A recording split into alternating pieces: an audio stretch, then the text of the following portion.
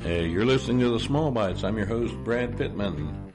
We're brought to you tonight by Joe's Underground at the corner of 8th and Broad in Augusta, Georgia, in the bottom of the Lamar Building. Everybody loves Joe's. Come on down for great food, great drink specials, and great company. You're treated like family when you get there, and it just keeps going and going. Tonight we're going to talk a little bit about prepping. That's right, the P word. So come on in, sit down, listen to the Small Bites, and enjoy. Hey everybody, you're listening to the Small Bites. I am your host, Brad Pittman. Tonight we're going to talk about the P word. That's right, prepping. Starting to get a little bit colder outside. You know, things happen. We have bad weather. You know, snowstorms, blizzards, ice, you name it, we have it. And, you know, we need to be ready for these things. You know, when people think prepping, they think the old TV show where people would build compounds out in the desert out of freaking pipes and cinder blocks, you know, and have the road warrior things going on, you know, the boards with spikes in them, the explosives everywhere, eating dead rats and shit like that. Not really the prepping I'm talking about. I'm talking about common sense things. You know, I've been a prepper for a long time. Don't worry about the zombie apocalypse. Not going to happen. Don't care what anybody says, not going to happen. You know, everybody says, oh, prepare for the government to come take your guns. If the government wants me, they're going to come and get me. Have you seen the things they've got? I mean, they can read my license plate from space. They can sit in a little booth in California and have a drone come take daddy out. So I'm not worried about that. Not going to happen. If it does, I can't do anything about it. The things I'm talking about prepping against are natural disasters or, you know, power outages, things like that, things that we can control, things that do happen every day. So sit back. We're gonna delve into this subject a little bit. You know, it's something I could talk about for hours, but I'm not going to. Going to be about 30 minutes tonight, but we will go deeper into it as, you know, the podcast goes on. You know, first we're going to talk about some of the reasons for prepping.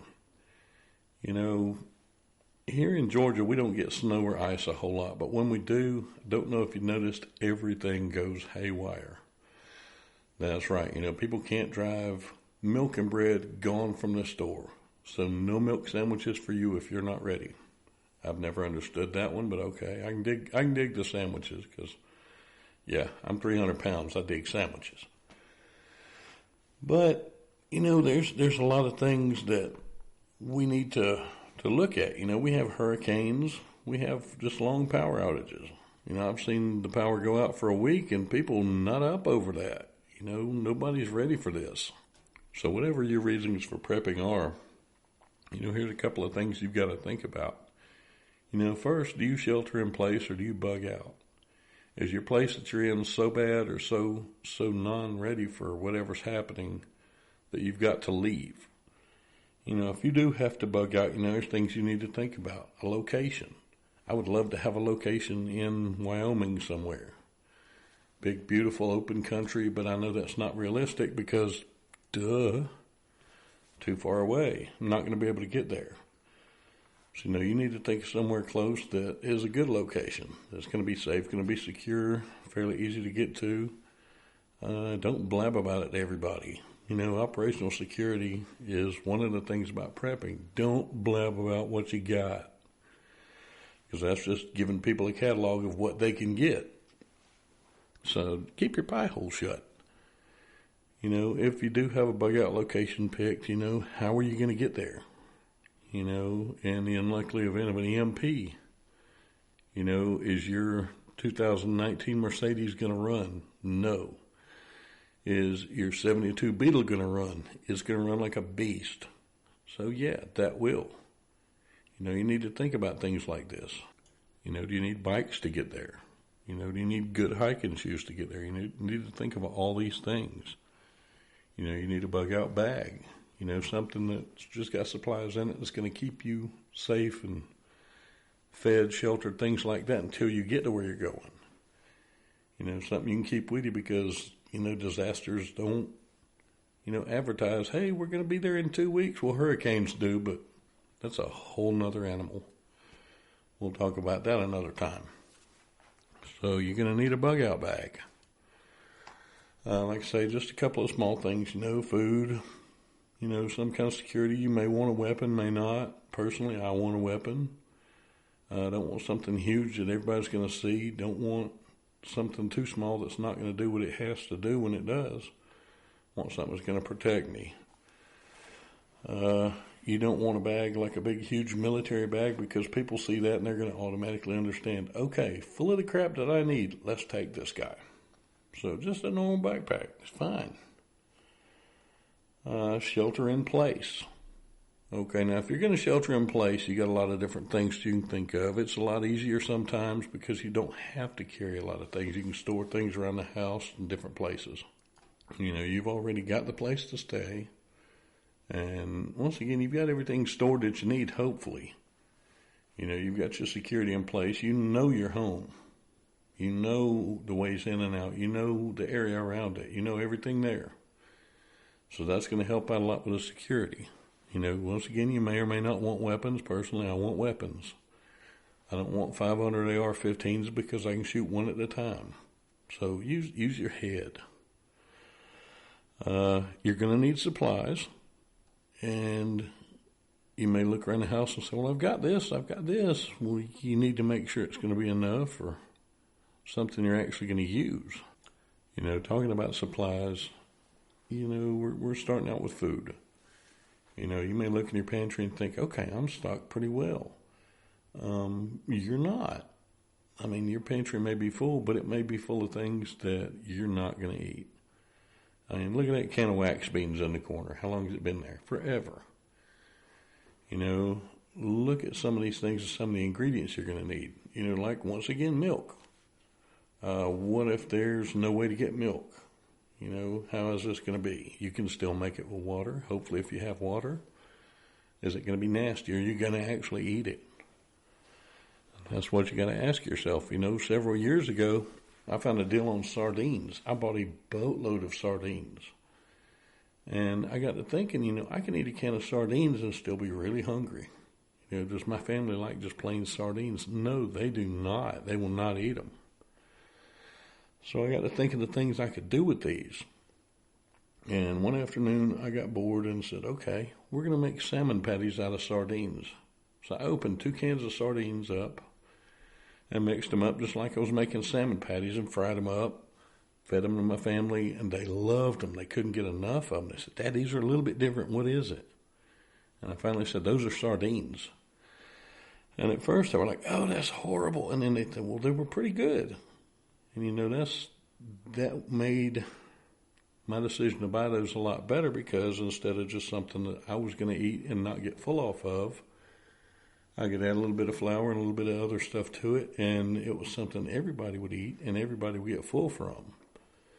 So you got to think like that. Think about shelf-stable foods, things that don't need refrigeration. Everybody jokes about Spam.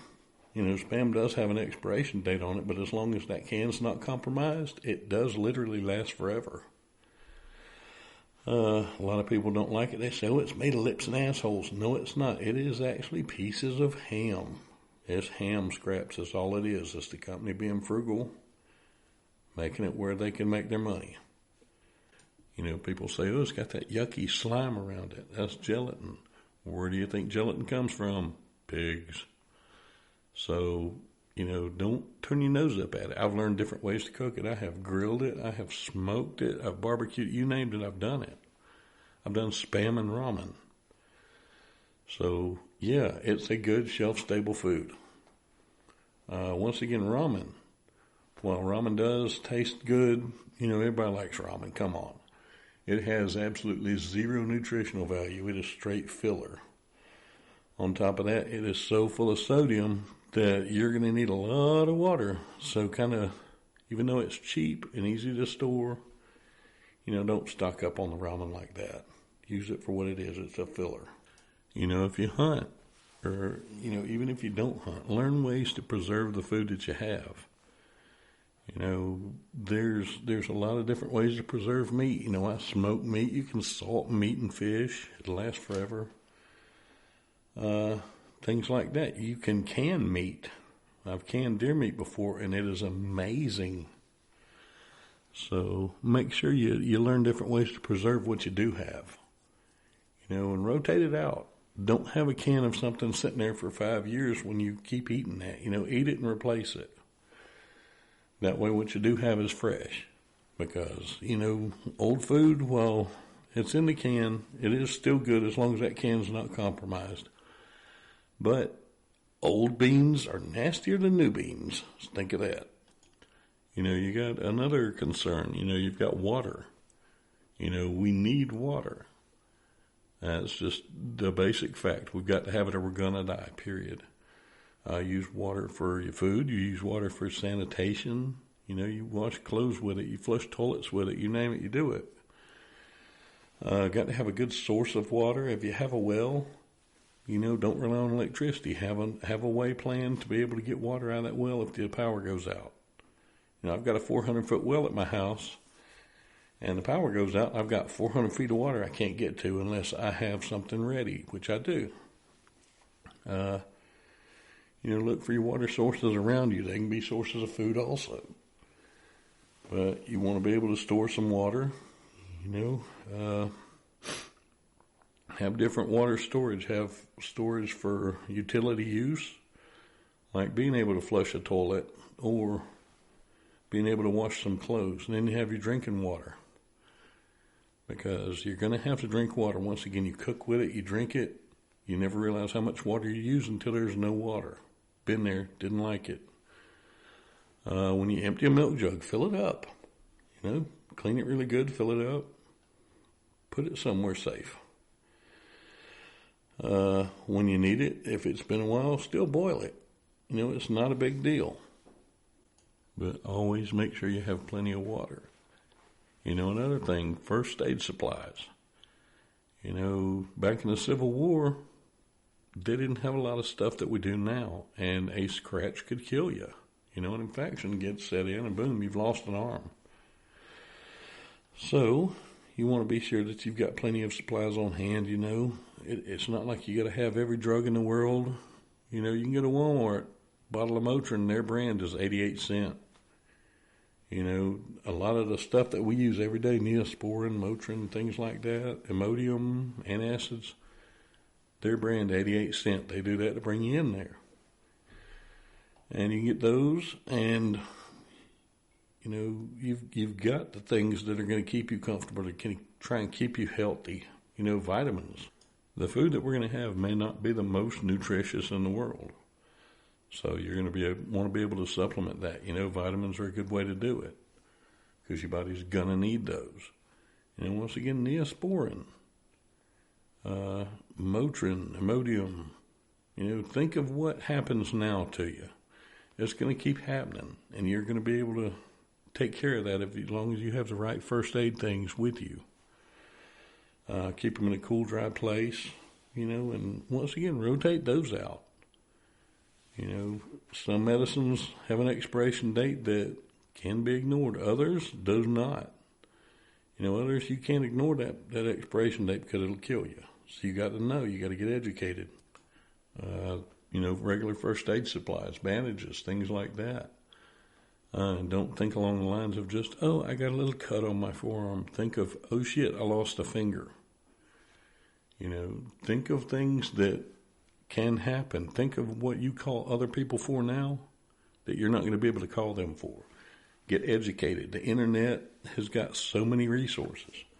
Go to a first responder class. Things like that. That way you know what to do when it hits the fan, when somebody's hurt and that you are 911. You want to be able to take care of this person, Another thing to kind of touch on tonight, security. Well, like I say, security doesn't mean having 5,000 guns and 200,000 rounds of ammo. You're going to be able to carry and shoot one gun at a time. That's just the way it is. I'm a great shot, but I can't shoot two things at once and hit anything. Not going to happen. Don't do overkill. Don't get a long-range rifle if you're in the middle of a city. If you're going to be out somewhere where you're able to hunt. This gun could potentially be your hunting weapon too and get food. Use something that's going to take down an animal properly and not make it where you've got to track it so far, and you can get a good clean kill on an animal. And also, it will be able to take care of your family in case somebody does try and come take what you have. Because you've all seen the grocery stores when the power's been out for a day or two, and how people do when the power's been out for a day or two. Imagine if that was a month. Imagine that level of desperation. It's people just get mean after a couple of days, but when it comes down to their families about to starve, they'll do just about anything. And while it seems kind of heartless to say, okay, I'm not going to be able to take care of everybody, you're not going to be able to take care of everybody. You'll learn that you have friends that you never knew you had when they don't have anything. And they know that you do. Once again, keep your pie hole shut about what you have. They may not know that beautiful lampstand there with the cover over it is 4 cases of MREs. If they do, they may say, okay, Brad's got MREs. Let's go over there. His family's getting fat while we're starving. And we want those. We're going to take them however we need to. When it comes down to my family or my friends, if it's just straight survival, everybody's going to pick family first. That's just the way it is. And I know there's nothing in the world that I would not do for my family. And I'm sure everybody out there is the same way. I don't want to sound like an extremist, like, I'm going to kill anybody that comes to get a can of beans. No, it's not like that. Have something to help people with if you can. But be choosy about who you help and what you give them and how you help them, because it can turn around and bite you. They may say, well, if he's got this, he can just give away. He must have plenty. And it's terrible, but human nature isn't always pretty. So, you got to worry about that security. Know your area, know who's there, know the ways in, the ways out. Think of how you would get into your place, into your entire area, and figure out how you would keep yourself out of that area. At my other place, I've got a chart made where I've got the distances called a range card, where from different areas of the place, I know exactly how far it is from this area to this spot, where if I ever, God forbid, had to shoot at somebody coming in that I knew was going to hurt me, I know exactly how far away they are. I know exactly what to do. And it's not all about killing people, none of that, no. It's, once again, operational security. Don't tell everybody. Keep your pie hole shut. Just be quiet about it. If you have a way to hide your place, hide your place. Things like that. Just stay low key. Another thing I want to touch on is just the random things that you need to kind of get up with. Things you don't think about. It's not food, it's not water, it's not first aid or security. If you have women or girls in your family, how about pads, tampons, things like that? Because that's not going to stop happening. And, you want everybody to be comfortable. Do you have enough blankets? Do you have things to get firewood with? The little extras. If you've got kids, they may not understand, okay, this is happening. We don't have this now, or this isn't available anywhere. Regular cocoa, just plain cocoa, does not spoil. And that little touch, a little bit of hot cocoa or a little bit of hard candy, something like that, helps them keep feeling like a kid. You want to be able to let them still be kids, because they're going to be going through everything with you, and they're not going to understand what's happening. And those little things, that little piece of hard candy, may help them out just enough to where they're not grown up to be the psycho, guy who has the shelter made of pipes. So think of things like that. You don't know how long something may last. It may be an EMP, which I'll touch on in another thing, and that's one of those things that can last for years, if not permanent. Think of extra clothes that are big enough. Kids are going to grow. Your jacket's going to wear out, things like that. You know, you think of shoes. Shoes and boots wear out quick. You got to have those. It is what it is. You know, I've touched on just a barely little bit of surface of prepping tonight. You know, I could go on about this for hours. I've got friends who could go on it even longer than me. And it's just kind of a little bit of food for thought. So I want everybody to kind of just think about it some and, you know, drop me a message. Drop me a message on Facebook. Brad's Comedy is my Facebook. Send me an email, bradscomedy@yahoo.com. You know, any ideas you have, any questions you have, any ideas for podcasts you may have. Because I'm always looking for different things. If you listen to this and you listen to my other ones, you know I am very random. You know, there's not been anything funny about this one. And another one I did, Herbert the Pervert reading the Three Bears, for God's sake. So I'm very random. You know, everybody listening, everybody pay attention to these things and just have fun with them. You know, the podcast is brought to you by Joe's Underground in Augusta, Georgia. Great little place. It's at the corner of 8th and Broad in the bottom of the Lamar Building. You hit the Lamar Building, you look to the side and you see some stairs going down. That's Joe's Underground. The great little club. I started going there several years ago. Now it's my home club. I love that club. Jeremy and the guys and girls there do such a great job making everybody feel at home.